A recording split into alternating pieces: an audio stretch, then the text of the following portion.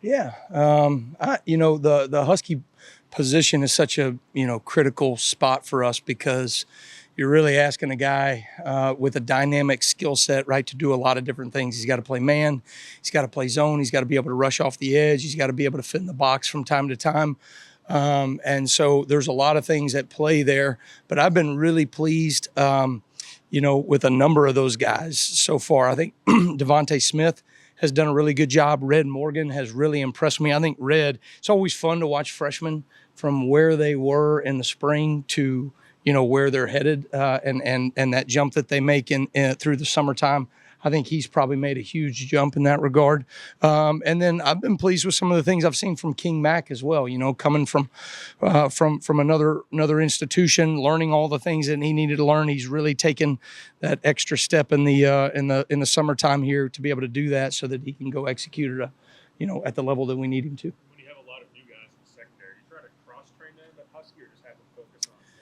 No, it's a good question. I mean, you nowadays you really see this in the NFL, right? I mean, heck, Brian Branch is a great example of that. I mean, people are really trying to get a nickel, right, a Husky nickel type player, down in and down out, and you almost have to recruit or draft to that position specifically.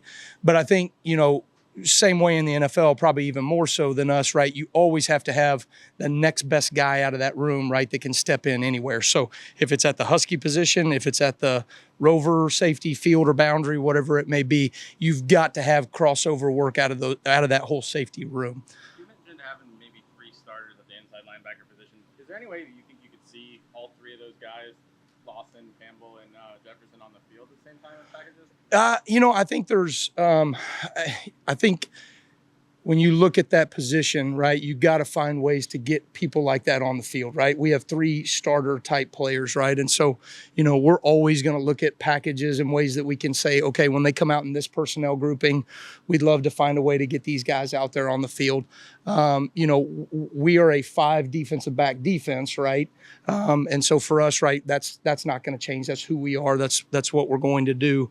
But at the same time, right, finding creative ways, maybe in some sub packages, to be able to get them out there would be great. And that'll be more of a game plan thing, week to week. What have you seen out of Quay Russo so far? I think Quay has taken such a leap from playing, out of high school. We played the inside linebacker position to now, playing the outside linebacker position in a new system this spring. I think he's made a huge jump in just the confidence level that he's playing with right now. And so when you look at him, I just think he's starting to produce and make a lot more plays because he has confidence in what he's doing.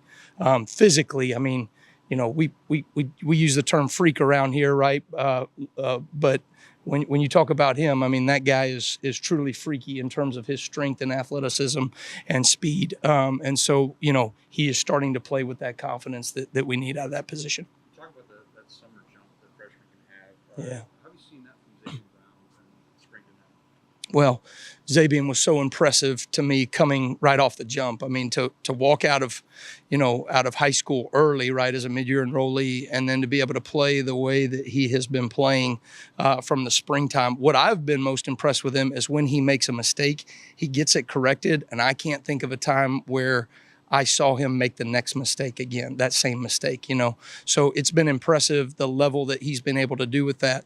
Again, I think, I think I'm maybe overusing the word confidence here, but that's really what it comes down to with all these guys, right? Having confidence in our system, having confidence in themselves as a younger player going through spring ball and realizing I can do this at a high level and I can come play here. And I think that's what you're seeing from Zabian. We saw him do pretty much everything today. We had that club. Can he still do team drills and all that? Yeah, he's limited. He's on a bit of a pitch count and stuff right now, but we expect him to be fully back and going in the next couple of days here. So, Coach, we all know about the transition from South Alabama here, and of course, we take a defense coordinator job at Alabama. It's no secret.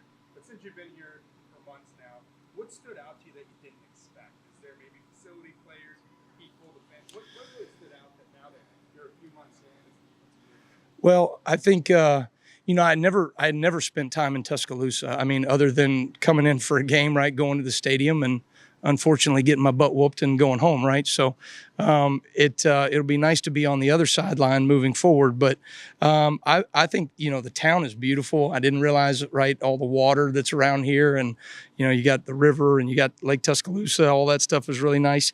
I think one of the things that I didn't expect and didn't realize is how giving Coach